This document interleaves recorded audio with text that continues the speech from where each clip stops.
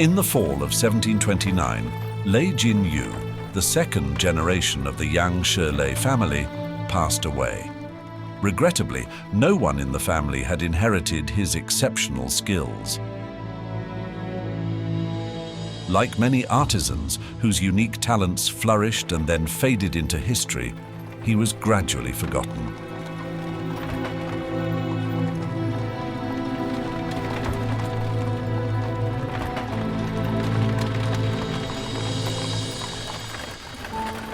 Lei Jinyu's 4 sons accompanied his coffin on its journey south, yet one person chose not to depart from the capital.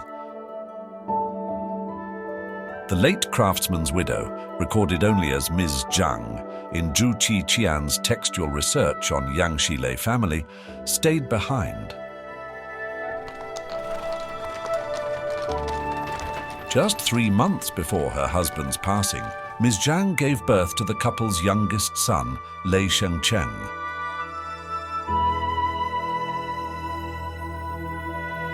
According to genealogy records for the Lei family, Lei Jinyu's 4 eldest sons pursued careers unrelated to the construction of royal projects.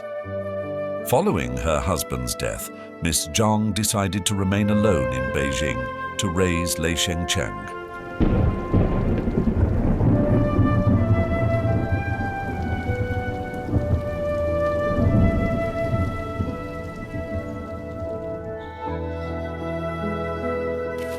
A few months after Lei Jinyu's funeral, his 4 grown-up sons returned to Beijing and divided his assets among separate residences. The industrious Lei Fada and Lei Jinyu had amassed considerable wealth in the capital.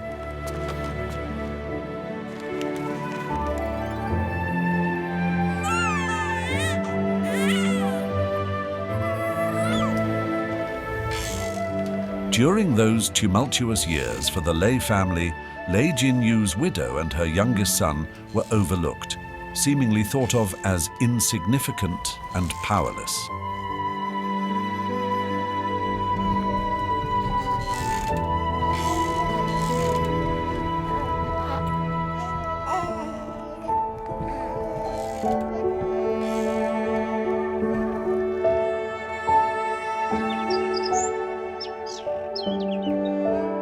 Now, without Lei Jinyu, no one in the Lei family possessed the skills necessary for royal projects.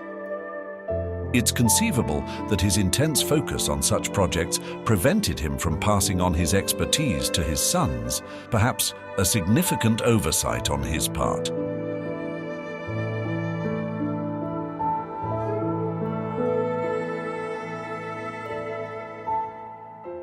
实际上，就是样式房这个工作还是非常的辛苦的。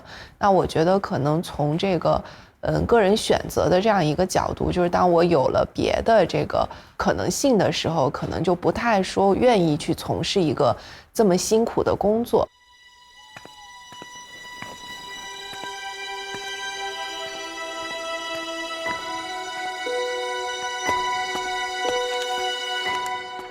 Did the Lei family forsake the prestige of being royal architects?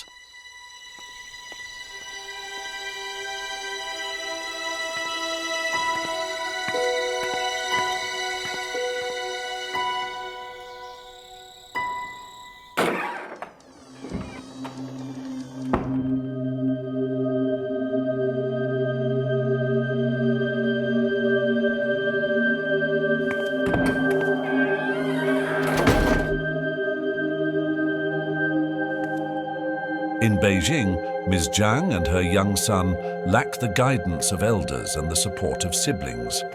Meanwhile, a peer of Lei Jinyu had already assumed leadership of the Yangshi office.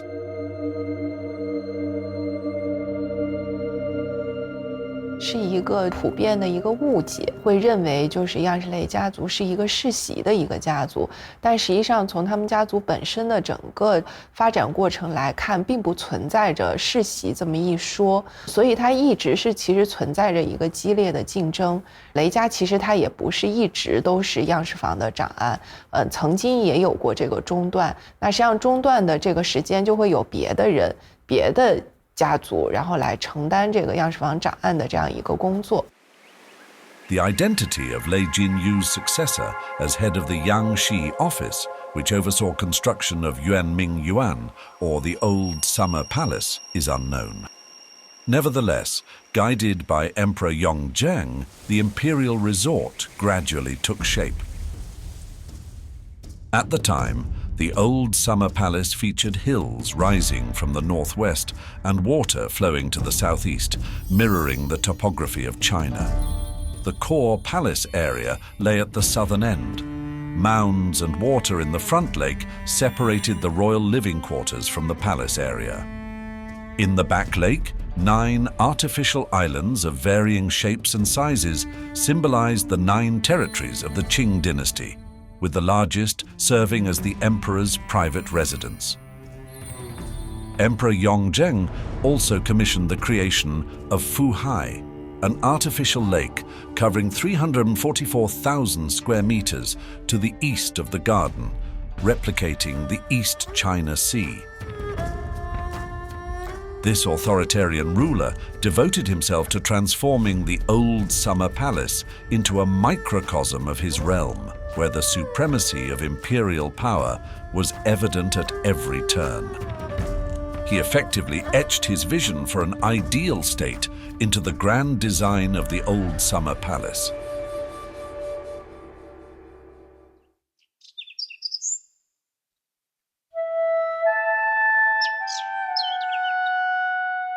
The years slipped by quietly.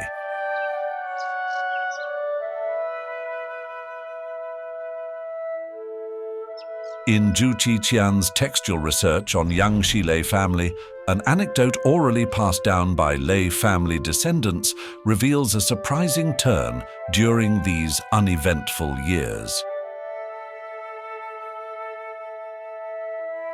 One day, Ms. Jang made an astonishing move to enter the Ministry of Constructions with her young son in her arms. 这一段故事也是朱启田先生最早在样式雷考中间记录下来的，然后也明确指出了这是来自于一段口述历史，应该是他在去追访这个雷氏后人的时候采集到的这么一段这个小故事。Ms. Jang visited the ministry to advocate passionately on behalf of her late husband, detailing his dedication to royal projects. She requested that her son, Lei Cheng, be considered eligible to lead the Yangshi office when he matured, a daring proposal. The story goes that her efforts actually bore fruit. She was assured that if her son demonstrated exceptional skills in the future, he could undergo assessments and inherit Lei Jinyu's position.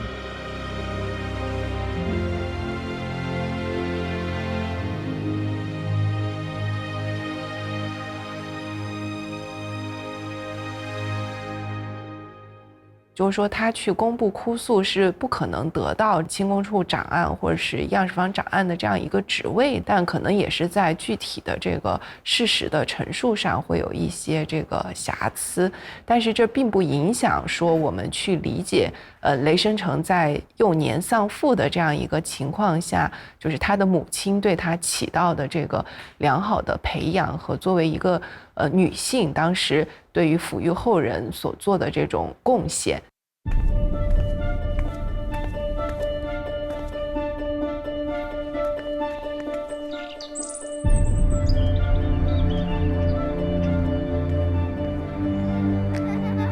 This anecdote from textual research on Yangshi Lei family shows Ms. Jang as a steadfast mother.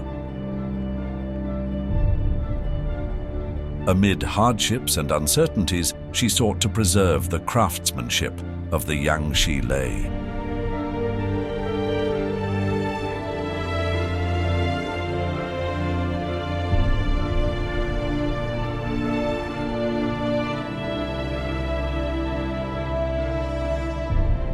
Two years after Lei Jinyu's death, Emperor Yangzheng took up residence at the Old Summer Palace and stayed for 5 years.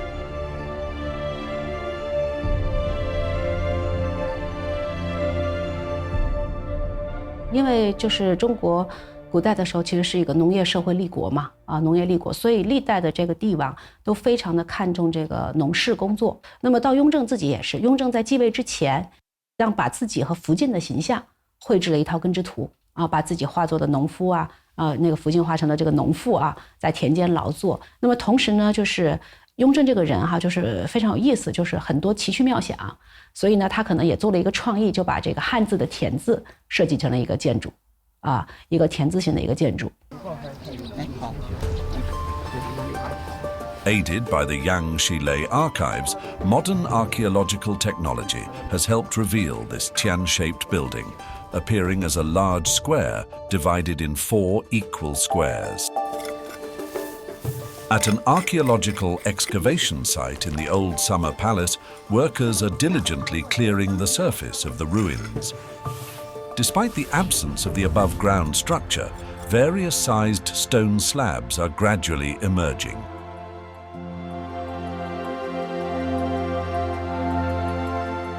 这个田字房是淡泊宁静的一个主体建筑。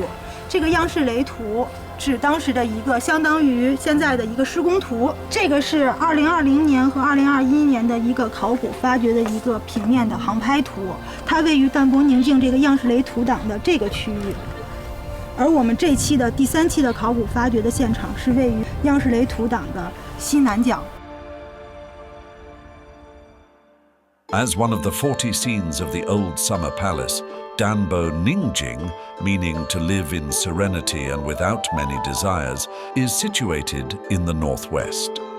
Including the character Tian in its design reflects the agricultural foundation of ancient China. The Qing emperors not only constructed a Tian-shaped house, but also held ploughing ceremonies in the old summer palace's rice fields.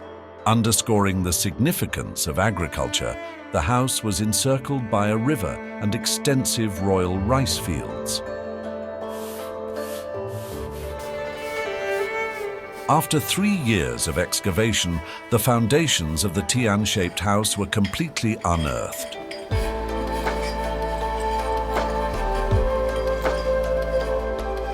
The structure comprised 33 rooms with a central cross-shaped layout.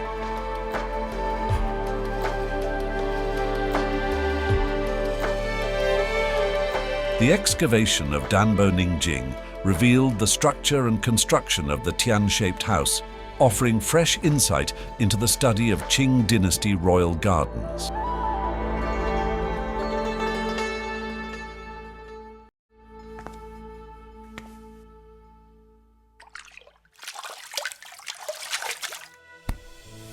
As the old summer palace evolved, Leang Chang also matured under the devoted care of his mother.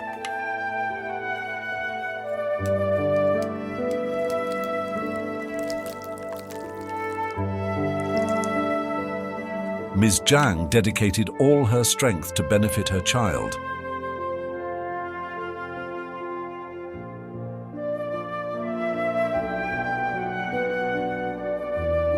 Following the division of the Lei family's assets, historical records offer no insight into how Ms. Jang managed in daily life. However, in later years, her descendants used the poignant expression "enduring meager circumstances" in her tombstone epitaph, emphasizing the challenges and financial hardships that defined her life after Lei Jinyu's death.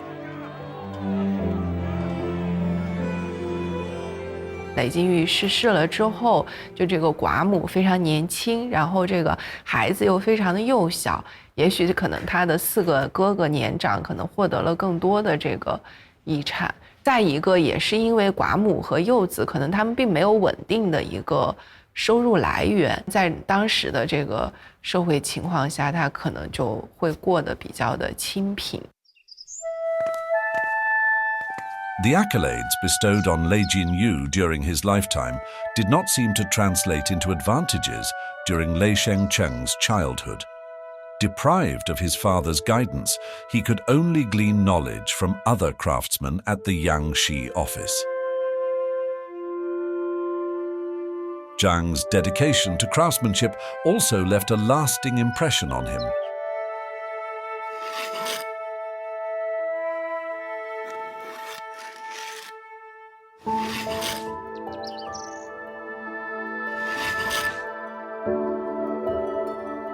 Over time, Ms. Jang nurtured her son with great care despite life's challenges, urging him to pursue an education.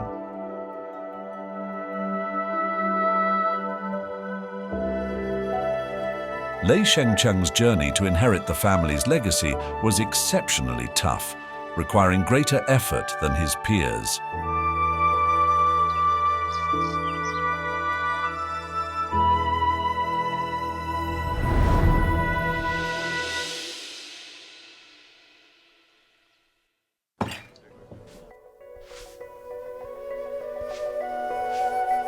Overcoming relentless obstacles, Ms. Jang raised her son with high expectations, consistently encouraging him to excel in his studies.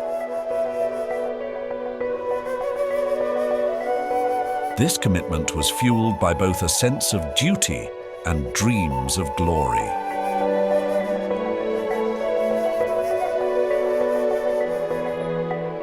In 1735, the year Lei Shengcheng turned 6 years old, Emperor Yongzheng passed away suddenly in the old summer palace's 9 continents in peace, his cherished residence. His successor, Emperor Qianlong, took equally immense pride in the construction of the old summer palace.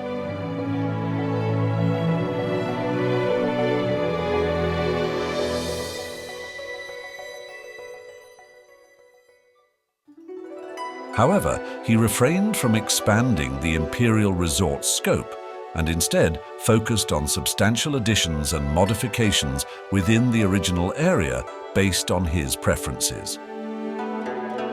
9 years later, in 1744, the painting series 40 Scenes of the Old Summer Palace was completed. These images, coupled with the Yangshi Lei archives, stand today as one of the most crucial resources for understanding the Old Summer Palace. Jean-Denis Attiret, a French Jesuit missionary stationed in the Old Summer Palace, expressed in a letter to his friend in Europe, "I wish to bring you here so that you can truly appreciate this magnificent place. What I witnessed in Beijing surpassed anything I had ever seen in Italy and France."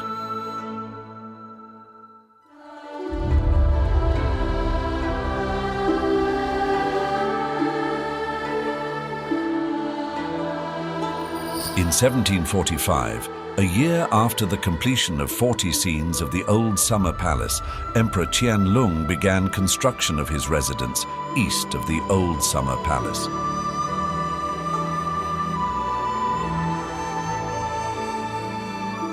Known as the Garden of Eternal Spring, it spans 760,000 square meters, nearly a third of Yuanming Yuan, and features a distinct layout. The emperor positioned his residence on the largest island at the center of the garden, embodying his concept of central authority.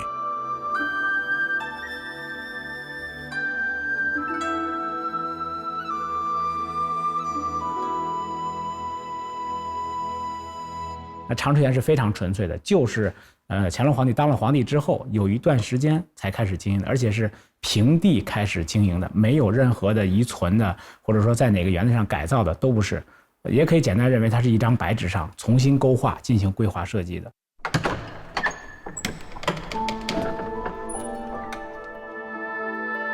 As the Garden of Eternal Spring took shape, Lei Shengcheng was maturing in his own right. With his insights into architectural design, he was accepted into the Yangshi office, although not in a leadership role.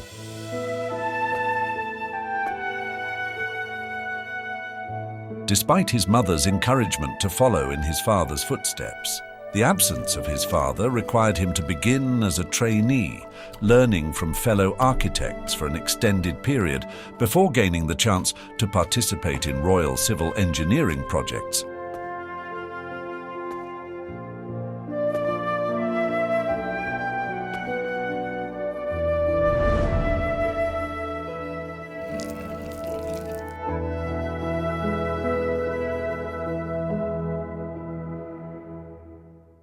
Shortly after Lei Shengcheng joined the Yangshi office, the Garden of Eternal Spring witnessed creation of a European-style garden, a historic first in Chinese architecture. These structures were the Western mansions located to the north.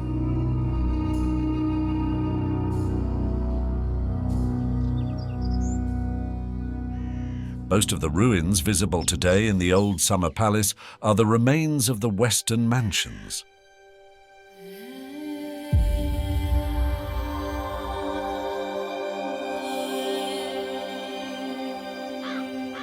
On March 13, 1750, Emperor Qianlong issued an edict seemingly unrelated to political and military matters, renaming a lake in the northwest suburbs of Beijing as Qing Lake and the adjacent peak as Wanshou Hill. This marked the commencement of the construction of Emperor Qianlong's favored imperial garden, initially called Qingyi Garden and later known as the Summer Palace. Within the Yangshi Lei archives housed at the National Library of China, there is a river map of Qingyi Garden drawn in the final years of Emperor Qianlong's reign. This map details the landscape and architectural layout from the Qingyi Garden era. The most striking aspect of the drawing is the expansive Kunming Lake.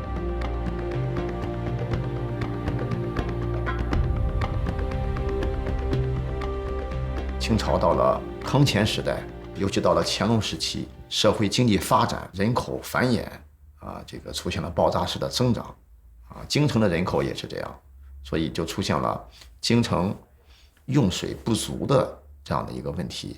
乾隆就决定对京郊的水系进行一次大规模的修整。Emperor Qianlong directed the diversion of spring water from the Fragrant Hills and the Jade Spring Hill area into Kunming Lake. He also mandated the doubling of the lake's size and depth, transforming it into a substantial reservoir in the northwest outskirts.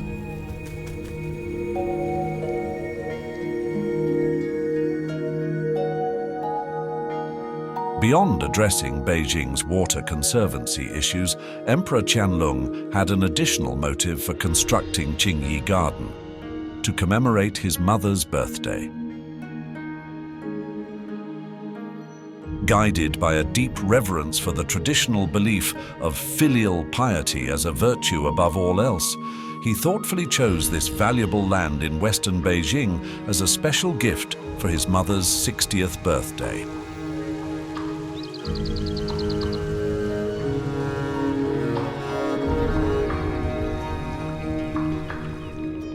当代人发现这个昆明湖有点像一个寿桃形，越往前越尖，中间饱满其实都体现了一个为母祝寿的、祈求福寿的一个人文的寓意所以它的结构，山水的布局和结构是非常精妙的。This Qingyi Garden site map left by the Yangshi Lei reveals that Kunming Lake is shaped like a longevity peach, a traditional Chinese pastry. The west embankment, long and narrow, diagonally spans the lake, creating the peach's groove. The Changhe water gate in the southeast represents the curved tip, while the water diversion channel outside the West Palace Gate in the garden's northwest corner forms the peach's stem. 清漪园的时候，它实际上是一个以自然山水、以水利、凤母礼佛这样为核心功能的，不承担这个居住和理政的功能。这是它和圆明园在乾隆朝的最大的一个差异。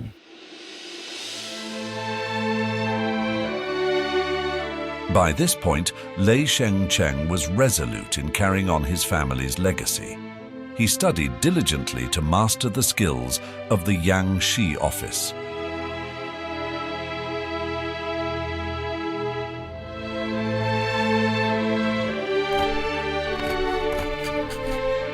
Eventually, he grew to be the head of the Nanmu Woodwork Division, becoming the third generation of the Yangshi Lei.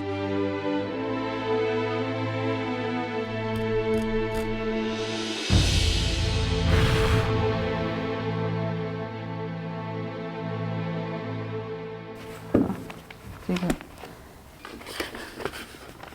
The most distinctive feature of the Lei family is Nanmu woodwork, namely hardwood furniture and decorations. 这一套是咱们馆里边唯一那个样式雷烫样的存片，买的时候都在咱们这儿。上面你看这个国立北平图书馆。 In the National Library of China's collection, various decorative elements with intricate forms and detailed carvings showcase diverse styles. Yangshi Lei's designers adeptly utilized these decorative components to craft a variety of composite spaces, resulting in interconnected and diversified interior spaces in buildings.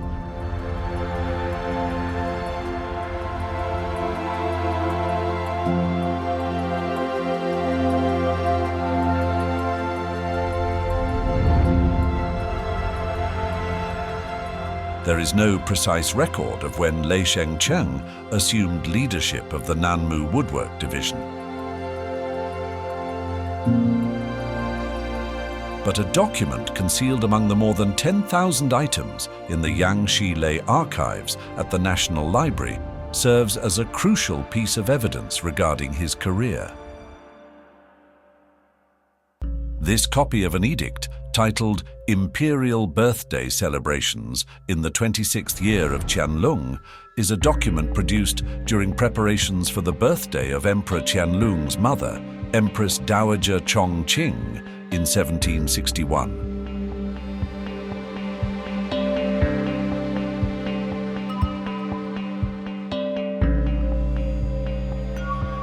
Numerous alterations to the written text are notable in this copy, particularly the title.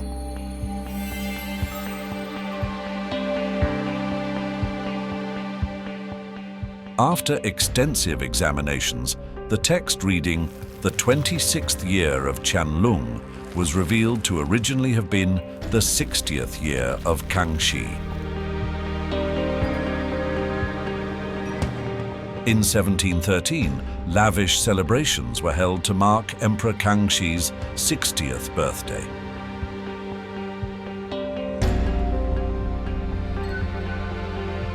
Activities were held in a line of colorful sheds spanning 10 kilometers from Shijimen to Changchun Garden. The mastermind behind this spectacle was Lei Jinyu, who then helmed the Imperial Construction Office. The likely reason for the alteration in the title of this copy was that nearly 50 years later, when Lei Chang undertook Empress Dowager Chongqing's birthday celebrations, he utilized his father's original copy to streamline the task.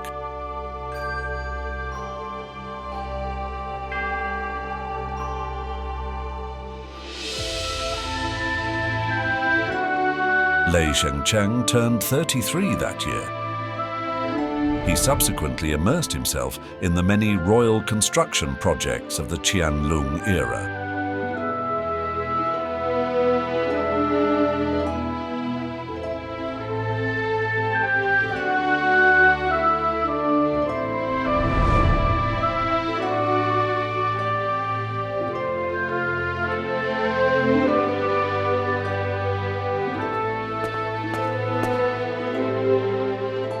That year also marked the end of his mother's arduous journey.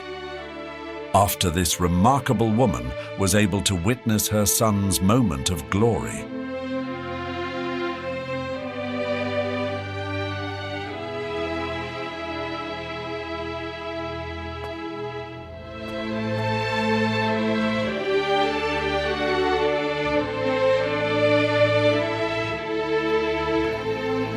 Despite enduring hardships, she single-handedly reversed the tide and preserved the Lei family's legacy as royal architects.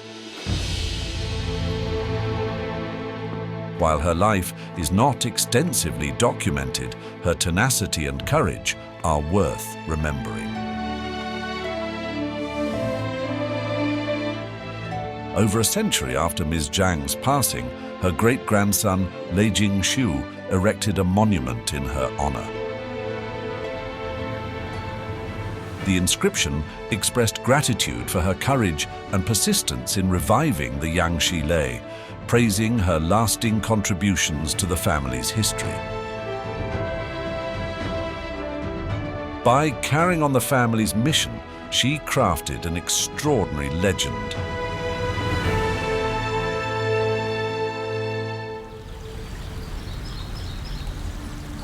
Three years after Ms. Jang's death, Qingyi Garden was finally completed. A sprawling garden with beautiful hills and lakes and towering pagodas emerged on the northwest outskirts of Beijing. It had taken 15 years to build. The Qing Empire had undergone nearly a century of recovery and experienced rapid growth in social wealth. The scale of the old summer palace had been expanded accordingly. By the late Qianlong period, its total area surpassed 4.5 million square meters, with the three gardens we are most familiar with today essentially taking shape. The royal gardens of the Qing Empire had reached a zenith.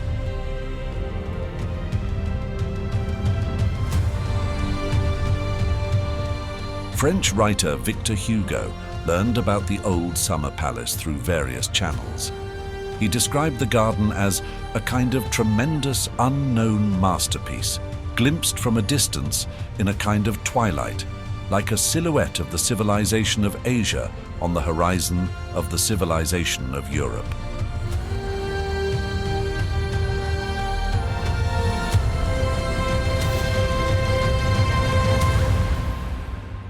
欧洲的这些传教士生活在圆明园里之后，他对这个圆明园的这种感受，切身的感受，他写回信里之后，他认为那是奇妙极了，就是每到一个院子是另外一个新天地，院子跟院子之间串联之后，又变成另外一个新天地，景物千变万化，所以叫做万园之园。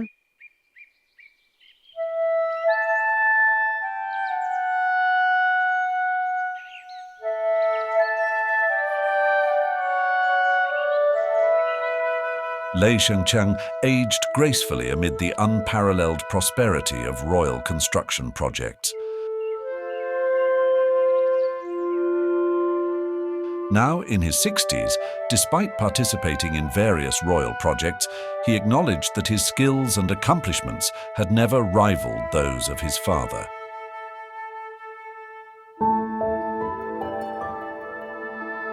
Perhaps this led to his inability to make significant contributions during the prosperous Qianlong period.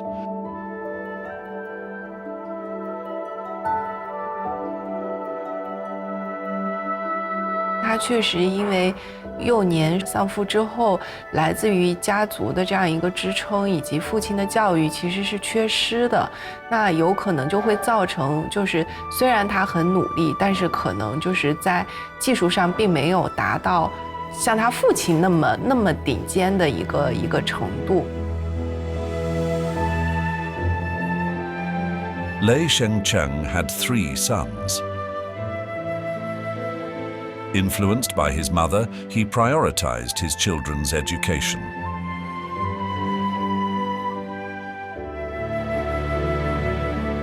While he might have been grappling alone to sustain the family legacy, his sons flourished collectively.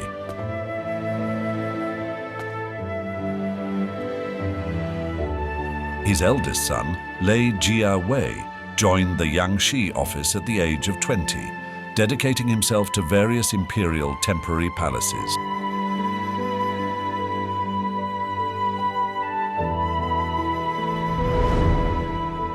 Since the reign of Emperor Qianlong, inspecting the country was an important activity for the Qing rulers.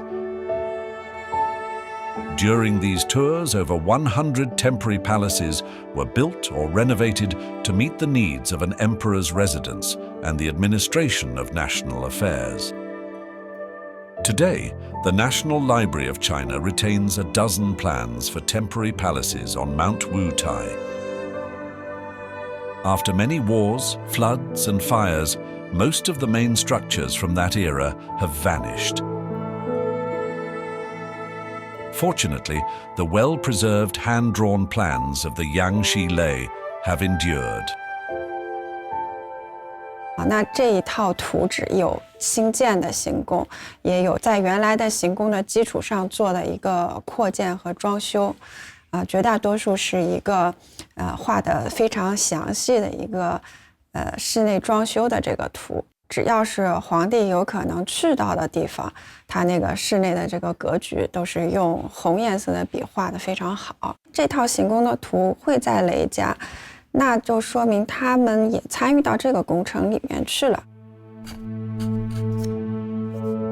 Leang Chang's third son, Lei Jinyu, excelled in Nanmu woodwork, a trademark of the Lei family.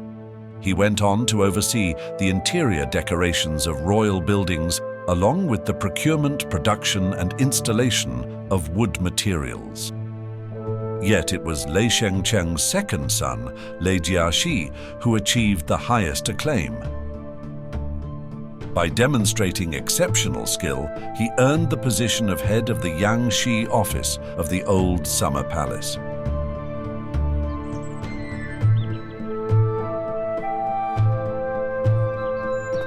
He became the second person in the Lei family to lead the office after his grandfather Lei Jinyu. In 1792, at the age of 29, and with over a decade of experience in the Yangshi office, Lei Jinyu, along with his father, took part in the construction of another royal garden, comparable to the old summer palace.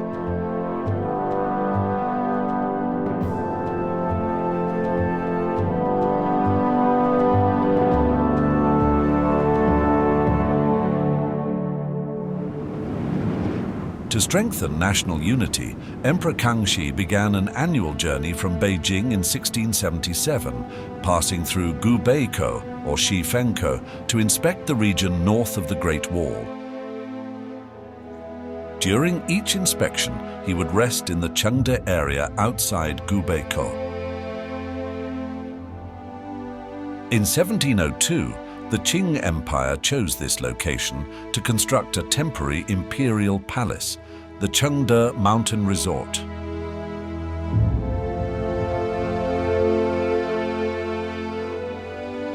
我们从清代的清宫档案中发现大量描写了当时样式房在设计和管理施工山庄过程中的一些描述可以证明当时在建造和扩建避暑山庄的时候会有大量样式房的人员参与。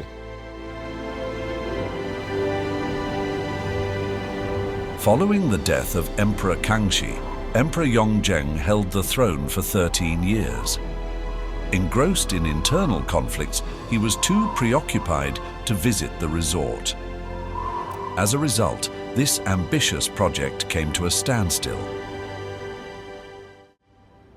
When Emperor Qianlong ascended to the throne, construction of the Qingyi Mountain Resort resumed, although its layout had already been finalized.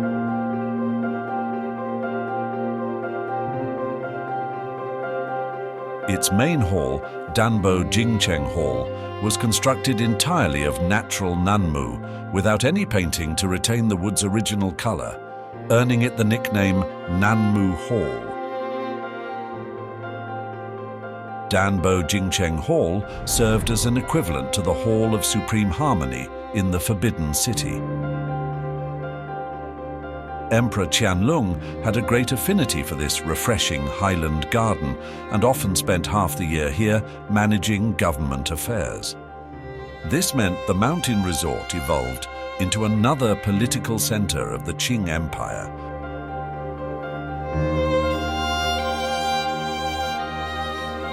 This extensive landscape garden was eventually finished in 1792.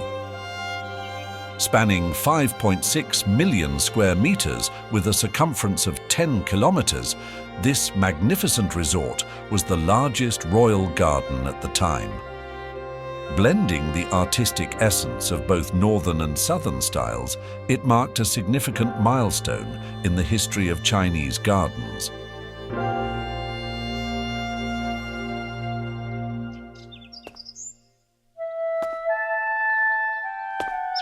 In the summer of 1792, after work on the resort had been finished, Emperor Qianlong began formulating royal construction plans for the capital.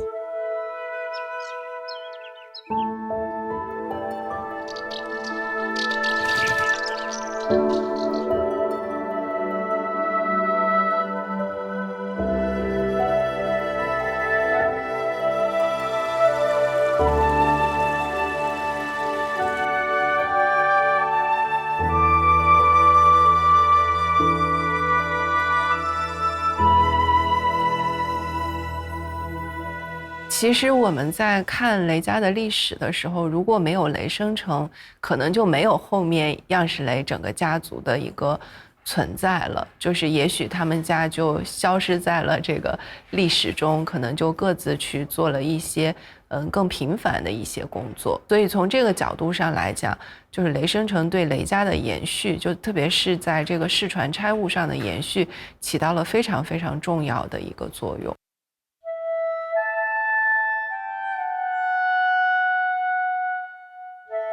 As he was only a baby at the time of his father's death, Leang Chang grew up in impoverished circumstances, raised by a widowed mother amid great hardships.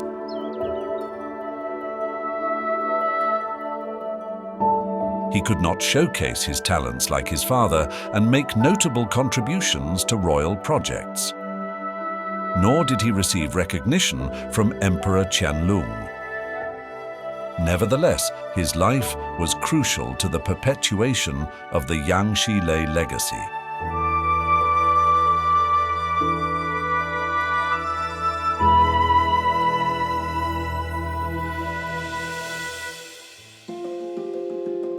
In 1796, Emperor Qianlong's 60-year reign came to an end with the succession of 36-year-old Emperor Qing.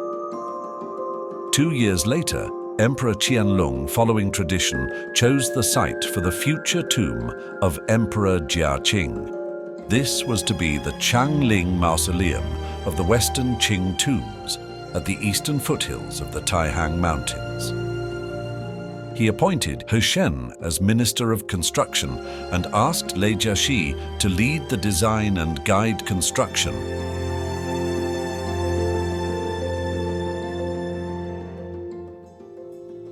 Throughout history, people have held a deep fascination with their posthumous arrangements.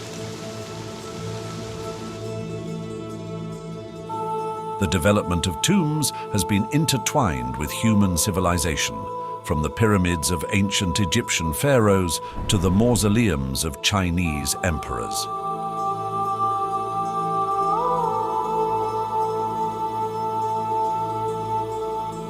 Ancient rulers cared equally about life and death. They prioritized tomb construction and adhered to strict systems governing their shape, size, and layout, constituting a distinct architectural legacy in the annals of history.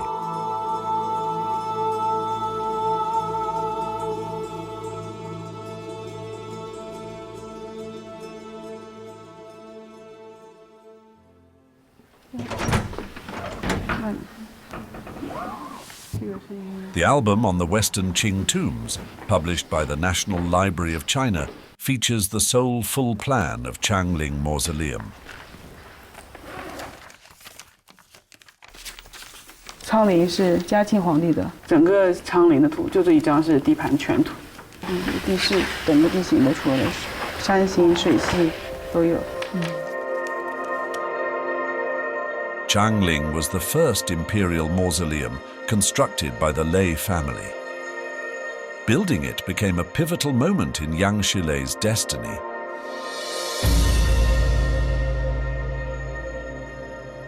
"这个陵寝工程当然对于这个清代就是我们说国家型的这种大型工程来讲，陵寝当然是数一数二的。我觉得能够去负责皇家陵寝的这样一个工作，肯定是这个对业务能力的再次的肯定。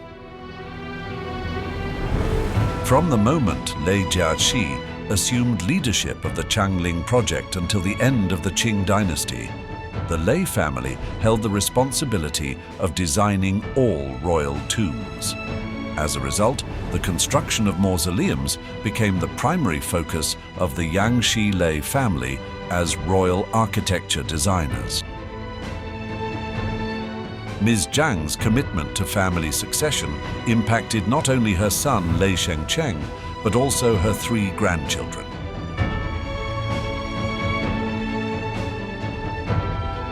The 3 Lei brothers collaborated on royal projects to restore their family's reputation.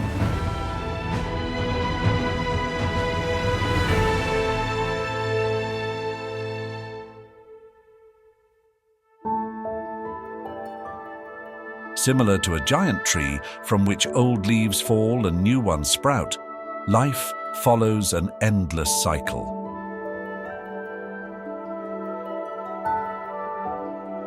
Journeying on a long, winding road with hard work and unyielding perseverance, the descendants of Yangshi Lei discovered their own methods to commemorate bygone days and ancestors.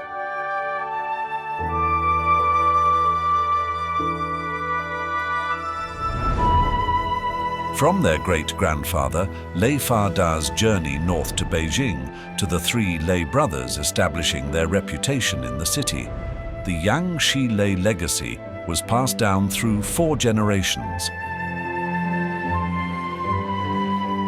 Would they continue to uphold the family's fine reputation?